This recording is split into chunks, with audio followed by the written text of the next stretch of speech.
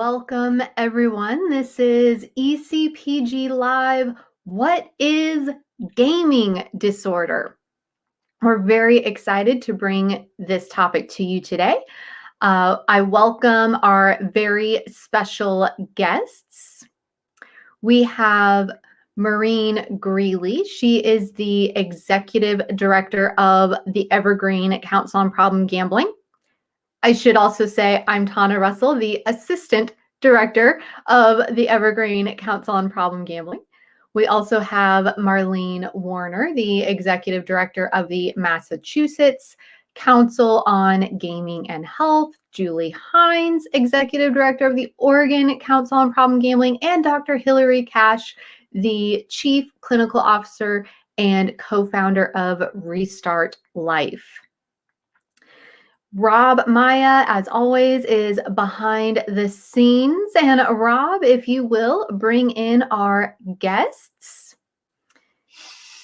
And for those of you tuning in as we get started, this is an open dialogue. So we encourage you to post in the chat, in the comments, whether you're tuning in on Facebook or YouTube. We encourage your participation and questions as we get rolling. So welcome all of our guests. Thank you very much for taking the time to be here. For those watching who don't know, all of these amazing, amazing women have just spent 3 days together in a training called Foundations in Gaming Disorder, which we have worked months and months and months to put together with an amazing group of presenters. So it's fabulous that they were also able to block off their schedules to be here for this for everyone. So to get the conversation going, is there anything you all would like to add just to throw out there before we get started into some of our discussion topics? And don't forget to unmute yourself.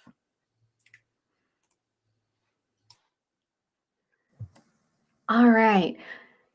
Tana, I would just say real quickly that it is a real honor to be together with this group. And I'm just looking at these powerful women. This says a lot about our field and our willingness to partner together and collaborate, whether you're in prevention, treatment, administration, advocacy. You know, it takes all of that. And I'm thrilled to have all of you, my sisters and my colleagues, and happy to be here with you. And Rob, can you pull in our first question for our panelists here? So let's jump right into it, right? We all are, three of us, three councils here, are councils on problem gambling. And two of us, the Evergreen Council and Mass Council, have added gaming to the work that we do. So why is that? Why have ECPG and the Mass Council on Gaming and Health added gaming to their mission statements? Well, if you don't mind, I'll get started. I just want to thank everyone for having me here. And I think it really has been an amazing 3 days. And really kudos to every single woman here and all the staff behind the scenes that have made the last 3 days really possible. In terms of adding gaming to our mission statement, we have been talking about this for a while. And the reason for that is because there's a lot of crossover. There's a lot of blurred lines between gaming and gambling. And one of the things we wanted to make sure of in Massachusetts was that we were paying attention to where the gambling field once was and where it is now and how long it took us to get here. And we didn't want that same length of time to go by where we weren't helping people with gaming problems.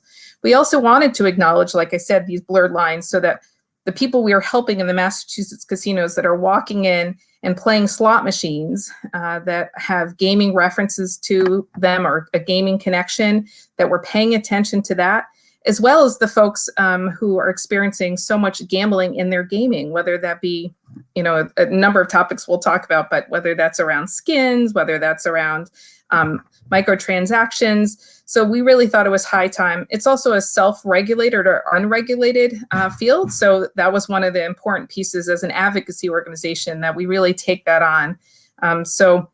We also had a fairly antiquated name. So you had talked about problem gambling, but we were the Massachusetts Council on Compulsive Gambling, and we didn't want that same level of stigma. So we really decided to elevate it, call it all gaming, and talk about gambling and video gaming underneath that term. So that's a little bit about why we did it in Massachusetts.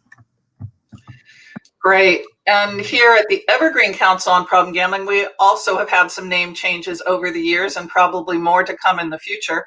But it really took an education and an awareness level internally first. We often talk about education and awareness and how important that is to get change made through systems externally.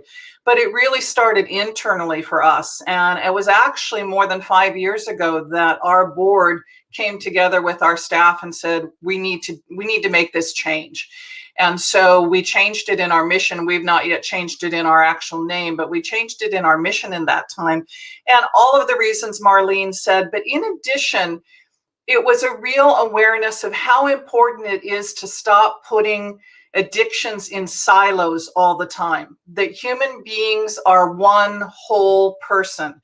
And the same kinds of addiction and behavioral health and mental health, and you can have any slew of different psychiatric terminology there. If we don't treat the whole, then we're never going to help someone find that path to recovery that gives them a healthy life in the future, a healthy life in the present.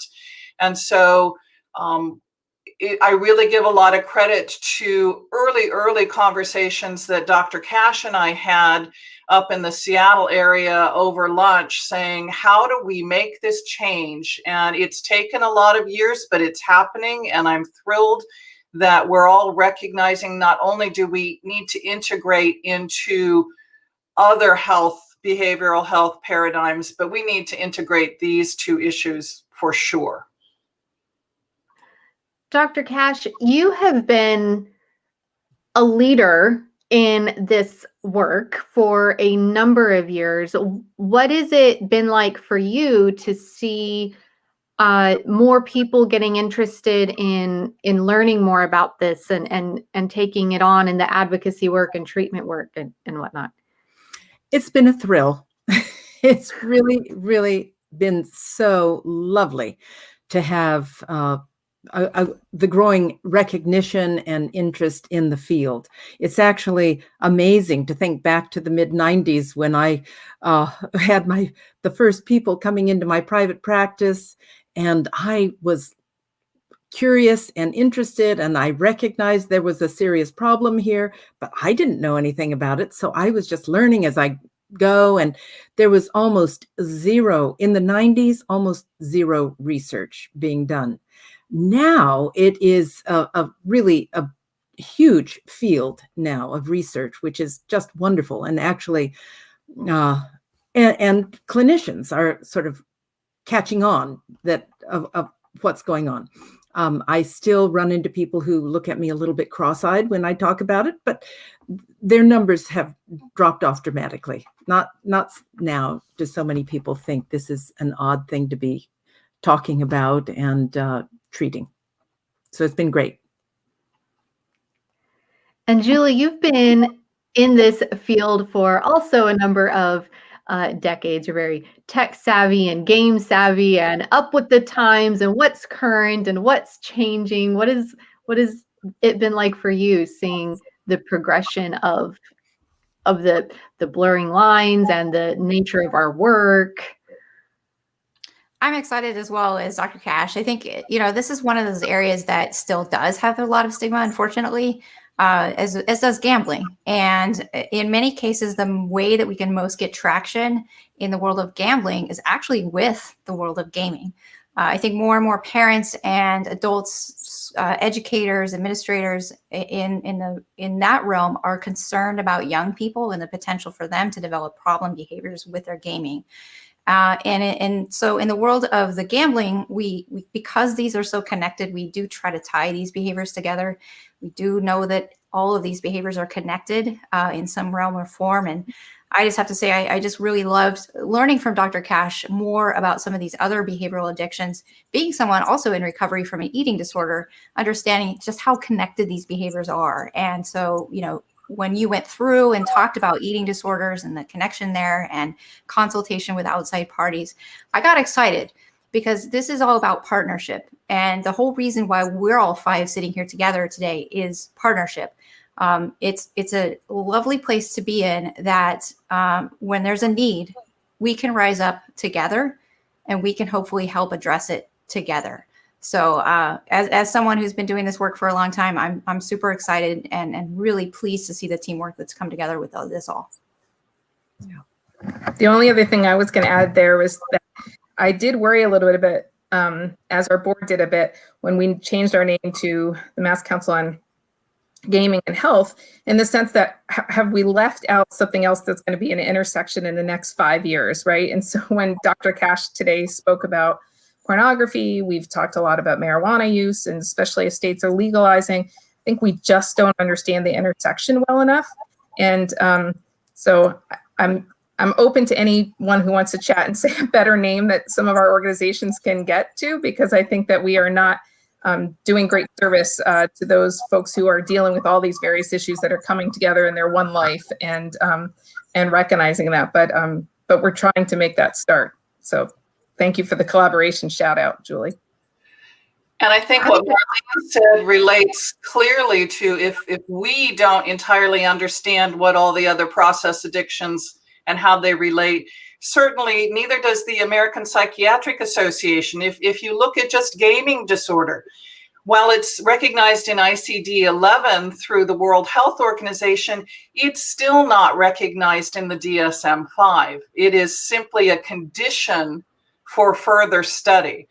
Well, right now, gambling disorder is the only non-substance disorder that is listed in the DSM-5. So all of those other things that Dr. Cash and others were talking about, the pornography, the eating disorders, the shopping disorders, they're just, imagine what they're going through. We often say that problem gambling or gambling disorder is 35 to 50 years behind substance use disorder. And all those others are just trying to run as fast as they can to even catch up with us. So we have a lot of work to do in the field overall. But I am happy to say, and I think it may have been announced by Cosette in her first talk, that there is a task force now that pulls together the major researchers in this whole field and are going to be presenting their argument that gaming disorder should be given full recognition and status in the next iteration of the DSM. And I think it will happen. And so that is a really good development. But I have a question for all of you. My understanding is that the insurance companies are, even though gambling has now full status, insurance companies are reluctant to pay for services, whereas they will pay for services for drug and alcohol treatment. So could you talk a little bit about why you think that is and what can happen to change that? I can speak about it from the Massachusetts perspective. I've been in this field for 20 years, and this has been a concern for all 20 of those years. And I like to say I don't come from a clinical background, but so when I came into this field, the thing I first realized was that clinicians do so much amazing work, including advocacy for their clients to make sure that their insurance is going to pay for their care, however that gets classified and turned into an insurance company. So one of the things we're realizing is that the insurance companies just don't have enough awareness, enough knowledge, and think this is so specialized that it's just easier, and it just doesn't, it takes enough effort that clinical providers, hospitals, so on and so forth, are finding it just easier to classify as anxiety or depression, and just are not. So So it's a chicken or egg issue, at least from our circumstances, is that people aren't putting it down enough, right? They're not listing it, or they're listing it as a secondary or tertiary issue versus the primary issue, instead of leading with it and really trying to push that through. The other issue is just whether the state insurance providers are understanding and accepting of it. So there's just different levels of care. And that has been of concern in terms of the Medicaid version of the state insurance here in Massachusetts, and their knowledge around this issue. So we've tried really hard to educate those folks. But again, they're not seeing the numbers to think that it's a major enough issue to address. So we encourage providers to list it, and we need to continue to do education and advocacy around this issue. Might be, in fact, an argument again for being able to talk about gambling and gaming together, because the numbers of gamers are probably outstripping the numbers of gamblers, and if they can be bundled together in the minds of people who are making these kinds of decisions, so that they can be recognized as something that indeed affects a large part of the population, that might work in our favor. Yeah. And Hillary, I would add to that, I think you're absolutely right. And as you know, in Washington state, because many of this is states' issues in terms of regulation and policy, the Washington State Healthcare Authority is working very hard on the Medicaid side of this. In the meantime, our council has had meetings with the insurance commissioner's office, and they have guaranteed us this was just on gambling disorders. So we probably need to revisit them and talk about gaming as well. But they have said, quite frankly, all insurance carriers in Washington state must cover gambling disorder. If they're not, we're telling treatment providers to let us know, or to contact the insurance commissioner's office, because they have made a commitment to follow through and make sure that those insurance carriers are indeed covering it. Then the next step is to make sure that all clinicians know what codes to use, because as Marlene said, many of them still are using codes that puts the gambling disorder as a not primary, but secondary or tertiary. And so that's not getting it the awareness as a primary disorder. And Tana, I would even throw it back to you as a clinician who has had to fill out that paperwork. What did you do with having to work around the codes, and was it easy to find them? Yeah, once you have done it once or twice, it's easy to just keep going. It's a little bit nerve-wracking for clinicians to use a new code or have new paperwork, etc. But once they do it once or twice, it's very easy. Just make it part of the routine for every client. F63.0 is the code for mild, moderate, and severe gambling disorders. So in that sense, it's a little easier than for substance use disorders, which have different codes for severity. For gambling disorder, it's just one. And there are codes for life impacts from certain issues, and there's a variety of those, and one of those is gambling and betting, which is kind of what used to be known as like the not otherwise specified category, right? It's kind of the catch-all of this person might not meet criteria in this scenario. Maybe they don't meet 4 out of 9 criteria for gambling disorder, but they do meet 1, 2, or 3. They're in your office, they're saying, please help me. There is a code you can use.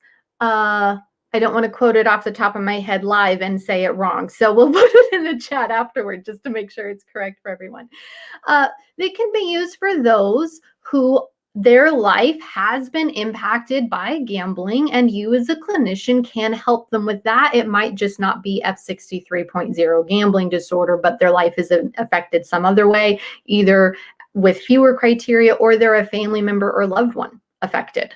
And you can get reimbursed to treat the family and loved ones as well. And that's a code you can use for that. And I just, and Hillary's like, yes, please do. And I just want to point out, Jerry mentioned Dr. Robert Custer's work in this field, who has, of course, produced some great things. And Rob, if you want to pull in W. Seamus. Hello, everyone tuning in. Thank you for your comments. He asks, given the amount of time people spend looking at screens during the pandemic, should this be part of the COVID relief legislation? I think that's a really good question. Do any of you want to tackle that for us? Well, I was just kind of going to riff off of the last conversation, and this is a really good segue, Seamus, because I feel like we're, sorry if I'm pronouncing your name incorrectly, but to back up from like all this billing and everything else, there's no federal funding to address any of this stuff. And for those who are watching and maybe not be aware that, you know, there's substance use disorder funding across the United States. There's opioids we have alcohol use funding. We have very specific funding streams for a variety of different issues. And yet we have zero federal funding for problem gambling. We have zero federal funding for gaming, which is so new. And so to your point, thinking about how the pandemic has changed things, we don't have a whole lot of data yet about how things have changed and how they will change over time. We do have data about the number of the amount of screen usage has increased dramatically, and I don't think that's any revelation here. But conversations about this are really important because there's when we think about the relief packages that are out there for COVID, you know, trying to apply for some of those. I have a partner agency, Voices of Problem Gambling Recovery, who's tried to apply for some of the CARES Act funding, not received it. We've looked at the CARES Act funding and see that there's just no possible way we can meet any kind of criteria. And so again, it goes back to what Marlene was initiating with kind of the old school mentality, the stigma around it. And it's a systems level thing that we need to keep addressing. We need to keep coming to people. We need to keep it on the radar screens on the base level as well as on the systems and policy level, because without that, we're not going to see relief for individuals suffering.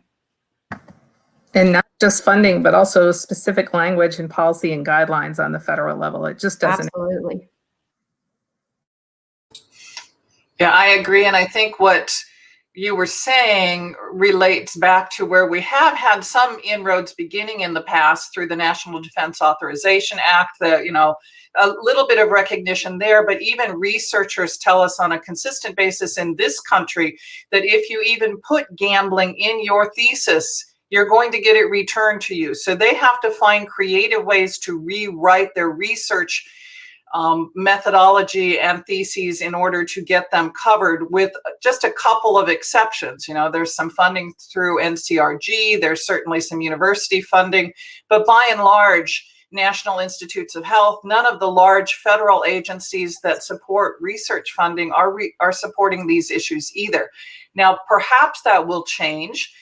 Perhaps COVID will be one of the jumping off points, because exactly what you said, Hillary, in terms of the numbers of people who are turning to screen time. And but it points big to the continued stigma in this particular field. You know, we've come to a point where you can say as an employee, I need to take some time off to go into a rehabilitative program for treatment for drug or alcohol, and you're not worried that your employer is going to fire you. You're not worried that there's going to be any backlash. You're not worried that there won't be any funding, and you're not particularly worried that people aren't going to support you, whether it's your colleagues or your family. We have such barriers to access and to care because of the stigma that still surrounds gambling and gaming, that it's going to take a lot of time for us to get beyond that. People just think people should be able to turn off the computer. They should be able to walk away from the gambling table. It becomes more of a moral issue, and it's not. It's a public health issue, and we need to get it seen as a public health issue. Yeah, I have a couple of thoughts about that. One is that the Institute of Digital Media and Child Development, which is based in Boston, I believe, it's Pamela Hurstella Pietra's nonprofit organization that she started, that and she has been actually fairly, well, she's working hard on policy. And so she's gotten interest from the National Institute of Health. They've helped fund some of her two conferences that she's put on, bringing together the researchers in this field and so forth. So there are, the beginnings of that happening. It's got a long ways to go. And I'm so envious of some of the other countries, which are just way ahead of us. China, South Korea, Singapore. These are countries that named gaming disorder as their number one public health threat 12 and more years ago in some cases. And so, and I look at the UK. The UK is really trying to legislate in ways that will be protective, will protect children from the being taken advantage of and the harms that can come to them through social media and through the gaming and gambling connection and so forth. So there just are other countries that are quite ahead of us in terms of awareness and being willing to take steps to, those protective steps that Julie is so very aware of need to be taken. Yeah. One of the things that's so hard, though, is we think about, we have this huge country with 50 states and 1,000 different philosophies. So coming together and trying to figure out a federal way is going to be quite a road ahead of us. That's why, I think it's great that we have these partnerships across the country with our institutions to be able to hopefully help advocate for one voice on a national level. One of the things I'm interested to know, in kind of along this vein, is whether we are coming at it from the right angle. I think I'm new enough to this, our council's new enough to this, that we're not sure, but as we've been talking with more folks within gaming and talking about this intersection, which makes sense to us, right? Because we know gambling first, and we've been integrating and looking at how the integration works with gaming, is that gaming folks are kind of, my impression, this is not scientific, but my impression is gaming folks don't want the gambling folks involved.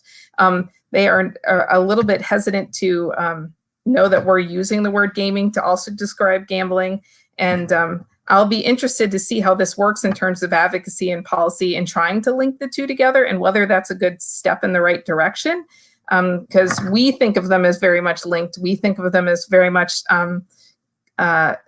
having the same level of stigma and coming, again, we're just coming at it from that direction. But I'm interested, maybe Dr. Cash or Julie, to hear your perspective on that and whether that has been something you've encountered. Well, I would say that the stigma, I don't think, is as great for gaming as it is for gambling. Gaming is just absolutely the norm for young people as well as older people. The average age of a gamer is 33 years old. It is the norm. So it does not carry the stigma that gambling does. Now, there are, and I think it used to, gamers 20 years ago might have felt a little out of it, and, they were classified as the nerds. Julie might have been one of them. She was. But that's changed now. 20 years on, it is just widespread, total acceptance. And that's actually part of the problem, is that it is so normed in the culture that it's very hard for people to wrap their heads around the fact that there really is a dark side to this that needs to be addressed. So it's an interesting point that you raise as to whether or not pulling together gambling and gaming will be a help or a hindrance for both, addressing both problems. I guess we'll see. I don't know. I think there's two things here. It feels like there's the whole issue of gaming and gambling, and then there's the disorders, right? I feel like the stigmas are related to the disorders, and whereas with gaming and gambling, it's very acceptable. Gambling is still very, very acceptable, as opposed to, you think about, there used to be a lot of that very temperance approach to gambling. It was really bad, sinful, that kind of thing. But when we look at the disorders, because the processes are so similar, if we're able to cogently make that argument with industry stakeholders and other partners, it makes sense that these are together. I mean, you think about your people like lay people like Cam Adair, who's been doing this for a long time. He has embraced the gambling world. He has understood that these things are connected. And so I think there are opportunities for us as long as we're able to work together. I think the sandbox is big enough where we collectively, if we do work together, we're going to be able to make traction on this. And we have to look at the industry. We've been relying on the industry for gambling, God knows, because we don't have any other funding. But we also have to look at the gaming industry as potential partners, as potential funders, and obviously in regulation. And I think, Julie, the biggest area that I've seen that has been a dichotomy is with the industry. Not that there aren't some great programs starting up, some great responsible gaming programs, but we still run into the legislative and policy end. If I can call myself gaming and not gambling, if I can say it's all skill-based and not chance-based, or that consideration of money versus value, then I have a legislative loophole that says I don't have to have the same kind of regulations. I don't have to pay the same kind of fees. That is a big, big issue and a big hurdle for us. So we talked a little bit in the training this week about really starting the advocacy around changing the definitions of gambling and gaming, because we use them in so many different ways. And some people only want to use gambling for gambling and only want to use gaming for internet or video. And we've got to get to the point where we get the industry to recognize and policymakers to recognize it's not about the terminology. It's not about skill and chance alone. It's about what is happening neurobiologically, what is happening physically that creates a negative impact on the individual, the family, the community. That's where the real importance is in terms of whether these should be seen as similar disorders and receive the kind of funding and support they need to do research and treatment and prevention and awareness.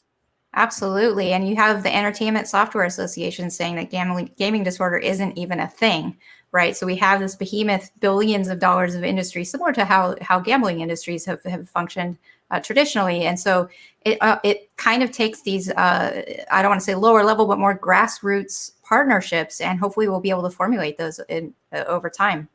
I think one of the things we are starting to see in the gambling field that I'm hoping that we can apply to the gaming advocacy and work is the idea that we go away from looking at where you are in that spectrum and just talking about player health, right? So we know one of the things that we see is a lot of people perceive responsible gambling as finger pointing and still stigmatizing.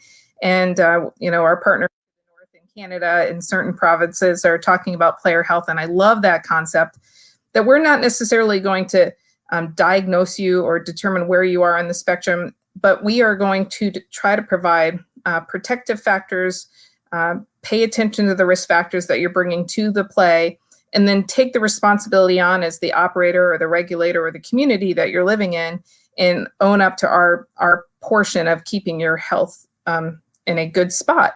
And so I love the concept of player health and not having to label it, because to all of your points, like we get caught up in all this and it gets really silly and stupid when we're not really dealing with the issue. We're dealing with the language piece. So player health, I feel like, is the future. Yeah, I would agree with that, but I would also disagree with it, because I think there's a certain level of player health that puts the onus back on the individual when the onus is a whole systems process. So I think player health is one of those pieces, and I know that's what you're referring to. But I guess I don't disagree, but just to extrapolate on what you said is that it does take the whole system from the programming and the development all the way through the evaluation process on that whole continuum of systems to people. Absolutely.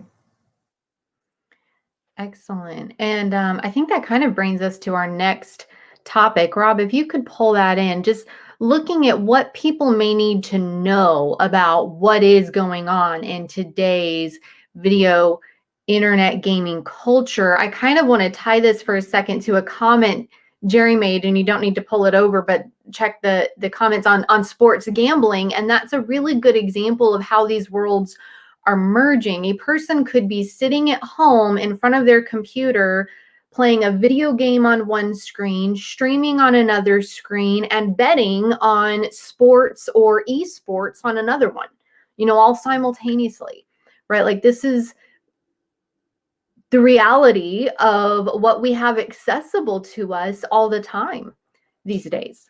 And day trading on a third.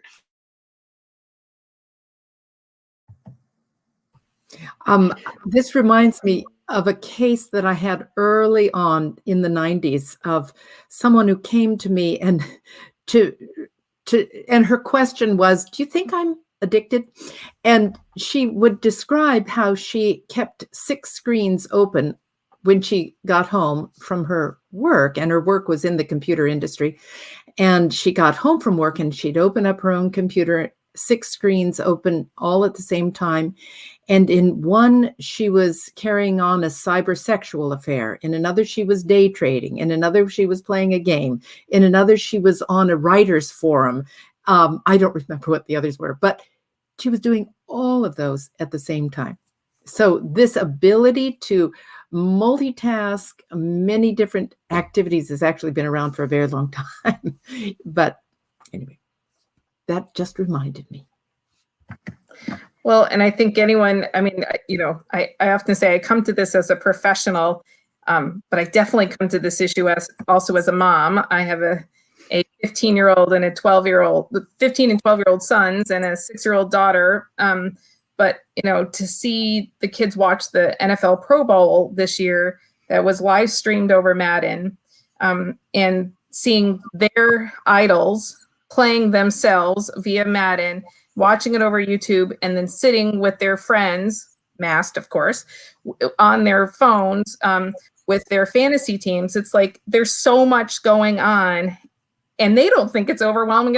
I'm totally overwhelmed by all these different interactions, and there's so much to say there in terms of the intersection of sports and gaming and gambling, because don't worry, they were certainly talking about gambling in that environment as well.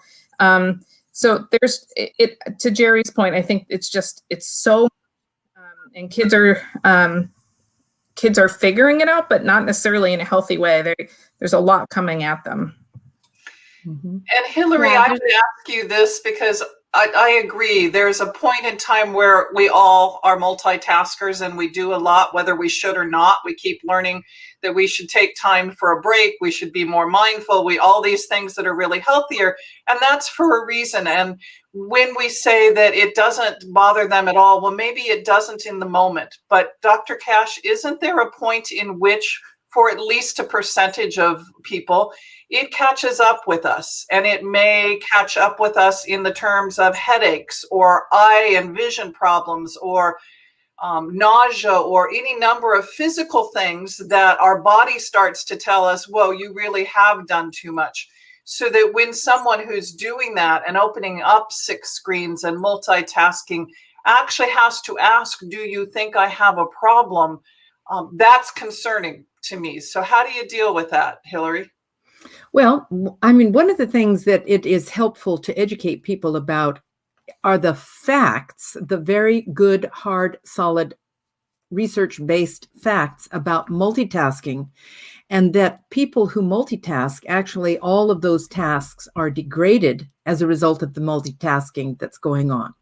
And because you're task switching in reality. And so there is but all the people who are multitasking actually think that they're functioning much better. They think they're being absolutely brilliant. So, whereas in fact, what they're accomplishing, they would be accomplishing all of those tasks better if they unitasked them. So I do think it's very helpful to educate people.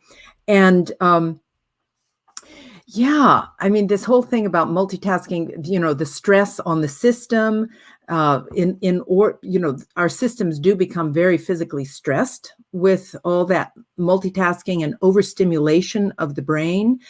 This is why boredom is actually such a very good thing, because it is an opportunity for the brain to calm down, and there can be good reflection and creativity that comes out of that. So I think that, but we're fighting against the tide, because the tide is very much in the direction of multitasking and of speeding up, and kids are growing up learning to do that, which for many kids actually is meaning that their brains are getting wired for short attention span because they are switching all the time back and forth among tasks. And what becomes harder for them in terms of the neural net that they're developing is to sustain their attention on one thing for a prolonged period of time. So it does have, effects of stress. It has effects of attention, and the accomplishment of tasks is actually reduced, contrary to what they believe. Do you have some advice or some things you've found to be effective in today's society that need to multitask? Our work is online, our school is online, etc. We can only avoid it to a certain degree, right? Yeah. Is there advice you might have for being able to maybe counteract some of those effects, some activities that both adults and youth can engage in that kind of help with being able to focus for long periods of time and reduce the quick change impulses and things like that? Well, I do think all of us can unitask if we are willing to do so. We can close out the multiple windows that we tend to keep open and flip around to, and just open one window and take care of our email or write whatever it is we need to write, and actually block out specific times in our schedule when we're going to go do something else or check on something else. We can create that kind of environment for ourselves and our kids, but we have to understand the value of it and be willing to do it. Now, in addition, of course, we know that mindfulness, meditation, and being out in nature are all things that will help bring down stress, allow people's overstimulated brains to calm down, and all of that can help in developing focus and the ability to attend one's surroundings and one's internal environment as well as one's external environment in a calm way. I shared this with Maureen and the rest of our team a few weeks ago about trying to practice mindful work, right? So I would work in about 30-minute blocks, ignore email, ignore the chat, cell phone on silent, right? And I'd even set my timer on my watch and be like, I'm just focusing on this one task, nothing else for 30 minutes. That's and great. And then get up and go get a drink of water or a cup of chai or something. But how did it work for you? How did it work for you? I need to do it more than I do. When I do it, it works wonderful. I'm not very good at being consistent. There's a book to recommend to the audience and all of us. It's called Mindful Tech. And it's written by a professor here at the University of Washington, David Levy, and who is a lifelong meditator. And he teaches in the iSchool, and he was part of the Palo Alto Institute. He's a computer guy and a programmer, and he understands and knows tech very, very, very well.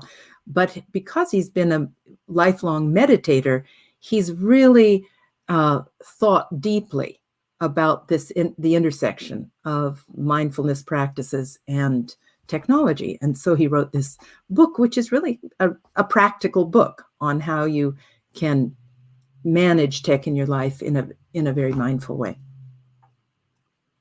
Excellent. And thank you to Rob, who was so on top of putting the link to that in the chat for everyone. And let's bring in our next topic, Rob. Why should individuals invest in training and education about gaming, right? So for example, for those of you just now tuning in, our organizations have recently just launched the very first of the Foundations in Gaming Disorder core training on this. Why is formal training on this topic something that would be worth investing in? Well, I would like to jump in, and then others I'm sure have also things to say, but um, all therapists have clients coming in to their practices, be they working in private practice or agency practice or residential practice. They have clients who are struggling with gaming and perhaps other internet-based problems.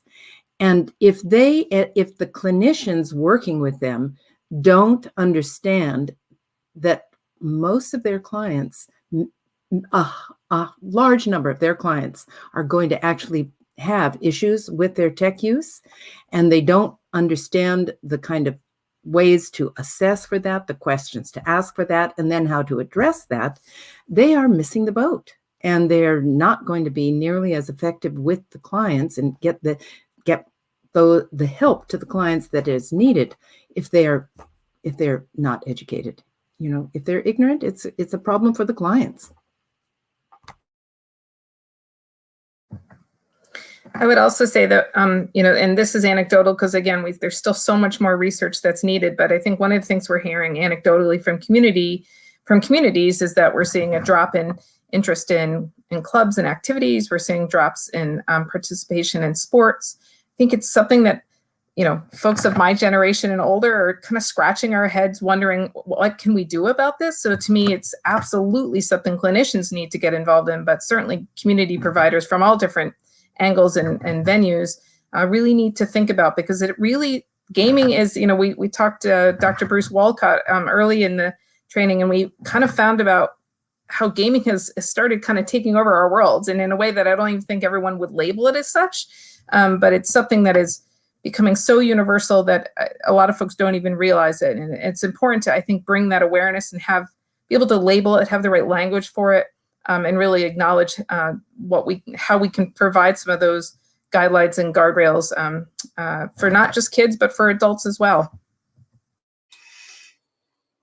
I agree. And I think we've seen just in this past several days of training that we've already pointed out things that we need more training on, that there were holes in the training, that we've just touched the very tip of this issue here, not only for treatment providers, but I think that, I'm not a treatment provider. I'm certainly in the field, but I learned so much on the prevention end. I learned so much about what we need to do on awareness and outreach, treatment, aftercare. I think recovery and peer coaches would benefit. I think that clergy, ministers who could help their congregations could benefit. Parents certainly could benefit.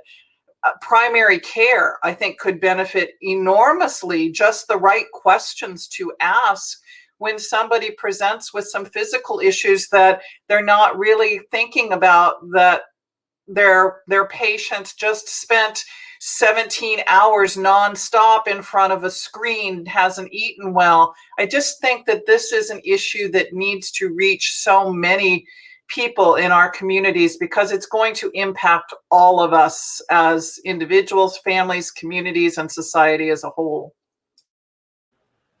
I also just want to tag on too that I think it's important that we address it in terms of balance and in terms of what healthy gaming looks like. So I think we kind of, as humans, we kind of tend to go to like the furthest end on the spectrum, and it's more important than ever, I think, that people get trained and educated about understanding what are those limits and how do we work with educators, with parents, with caregivers, with others, just around what it means to have that balance. Because we are still all figuring it out, right? I mean, Marlene pointed out, the research is new. And so as we move through this, it's important for us then to keep training, to keep educating and educating others around the ability around balance. One of the things that I found really interesting over the 3 days is one of the consistent things that every presenter talked about was the number of clients that they were seeing that came in after flunking out of their first year of college. It was really consistent and something I actually hadn't heard about, but it makes perfect sense, right? That you leave that structure of your home and your high school, and then you go to all this freedom, not unlike so many other things, but you go to all this freedom in your first year of school. So, wow, I mean, my head starts spinning about the education that we could start to provide long before it becomes problematic, to your point, Julie, in talking not just to parents, but also to kids, but also to colleges, and talking to residents' life, and thinking about how do you give folks a sense as to how do you keep it safe and healthy, and a way to connect with friends, and how do you keep that in balance? So I totally agree with what you just said, Julie. Yeah, and that's really a point that's really well taken. And when we think about resident advisors, and we think about people who are flunking out, the amount of money that they spend, the amount of time that they spend, the amount of understanding, like even as peer interventions, right? We think about even as peers, educating our peers in college environment around that. My issue as a former college instructor and as somebody who went to the Student Conduct Code Committee was that it's a privacy issue. They don't want to get involved with it because they're individual students and they're on their own time and they're doing something that's legal and they don't want to intervene. And that's, again, it's something to the systems level that we really need to keep advocating for. And then I'll get off my soapbox on that one. No, but those are all super important points. And I'm just agreeing with what everyone is saying. And I think one thing that you said earlier, Hillary, was about the norms, about how normalized this is, and also how fantasized it has become, not only in terms of names of types of games, but the icons, the people that want to be emulated, particularly now that it's reaching out into sports wagering as well and crossing those lines. We're now getting the #1 normalized pastime in the world, sports, combined with the gaming.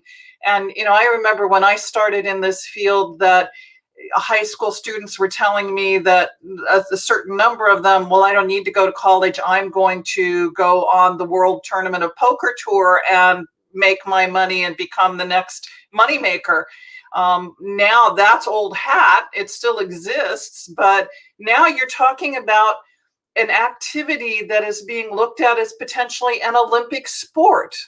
Gaming as an Olympic sport, competitions that draw hundreds of thousands of attendees into stadiums to watch others game and play the games as team and make lucrative amount of money for it. So there's a whole other area of education we need to do with youth, that just like becoming a star quarterback, there's only a small percentage of people who are ever going to make it to that level of gaming as well. So some real interesting things coming up in terms of education. Absolutely. Absolutely. And I know Julie's about to need to sign off, and that brings us to kind of our last piece here to close us out. Why is it important for agencies and individuals in this field to collaborate and work in partnership? And I want to just give a shout out to Roxanne Waldron, who's tuning in and commenting. The HCA has been a major player in Washington State in this field, and also in looking at gaming and its relationship to gambling as well. Why is it important for agencies and individuals to collaborate on this front? We're stronger together. It's an old adage. That's true. We find ourselves so siloed in our areas of behavioral health and public health that sometimes people have a hard time addressing something because it's not in their funding stream. They're reluctant, they're scared of it. And I think, if anything, I've been so excited by these last 3 days with the Mass Council and Evergreen's partnership, and with Restart and Oregon Council on Problem Gambling, just to see what we can do together, to see that we have an opportunity here to have a really common understanding, a common voice, and to build up the field so that we can all have a common voice and advocate for people that are really in need. And, what was once the case for us in terms of gambling was that we would just work with the casino down the street, or we just worked with that state lottery. Gaming doesn't see those boundaries, right? Gaming is, you're playing with people all over the world. And so there's no reason why we wouldn't also want to collaborate across geographic lines, but also across many different lines in terms of the field or the position you represent, because we bring so many different pieces to gaming, and gaming brings it all together. And I think that's really important to reflect in our work. And I'm going to reflect back on a quote that's one of my favorites that Julie actually used in her presentation today from Dr. Brené Brown. that I quote a lot. We don't have to do all of it alone. We were never meant to. None of us is a big enough organization. None of us is a big enough individual with all the strength and the power, as much as we get done, to do it alone. I think that this collaboration this past week, that's actually been this past year, as well as collaborations like the Problem Gambling Task Force in Washington. This is a legislative task force that is being overseen by two state agencies, the Washington State Healthcare Authority and the Washington State Gambling Commission, but with partners from every area, whether it's prevention, whether it's gaming, gambling, treatment, recovery, the industry. And I think that it takes that kind of awareness that it's a problem gambling task force, but we've been talking about gaming there too. And that's what's going to make a difference long term, is when we start opening this dialogue everywhere we can with all of those different partners. And I'll reference what Roxanne just posted. We're a small but mighty program, and I feel that kind of reflects our entire industry of those of us working in advocacy, treatment, prevention, research on gambling and gaming. You know, we are small but mighty programs, and we are much, much stronger together, pulling our resources and working together ultimately to save lives. This is 100% life-saving work. People are at risk of dying from this. And it's really, really important that we keep that first and foremost, that this is to serve individuals who are suffering and often do fantastic when they just know there is help, there is hope, and they can recover from this for themselves, their loved ones, etc. So it's really an honor to be part of such a group of incredible people doing this work. And I kind of want to quote Dr. Deborah Haskins. Julie and I just recorded a podcast with her. We'll be launching it soon, I think next week. And she talked about how for those of us in this field doing this very important advocacy work, sometimes you just need to remember that all you really need to do is just breathe, right? So that you can continue another day to help in some way that is good for you. And so I guess that's my bit, to just encourage us all to continue with the self-care and support each other as we do this kind of work. Thank you, Tana, for that reminder. I don't know about you all, but after this training, I'm taking tomorrow off and having a nice self-care day and looking forward Talk about having a multitask. 3-ring circus, Tana Russell. Congratulations. Well, I'm looking forward to a day when we can all meet again in person and celebrate and actually give each other the hugs and support that we can do physically, as well as we have done throughout the past year, just as an incredible team. Love working with all of you guys. Well, I'm happy to say I've had my 2 shots, so my arms are open. Oh, nice. Yes. We've got a little ways to go, but we will see you soon. And we've really appreciated this. This has been tremendous. And I just welcome everyone that's in between our 2 ends of the country to join us, right? And come join us in this work, reach out. We hope to be offering the course again this summer. And so look for more information about that. But it's been a quite an experience. And I just think, I can't say enough. It's been really tremendous. Yes. And Rob, if you wouldn't mind, as we close out, put our websites in the chat for individuals who may want to visit those to look up future trainings, etc. And thank you all for tuning in. Thank you all to the guests, and we hope that you have a wonderful rest of your day. Take care. Thank you, Tana. Bye-bye. Bye.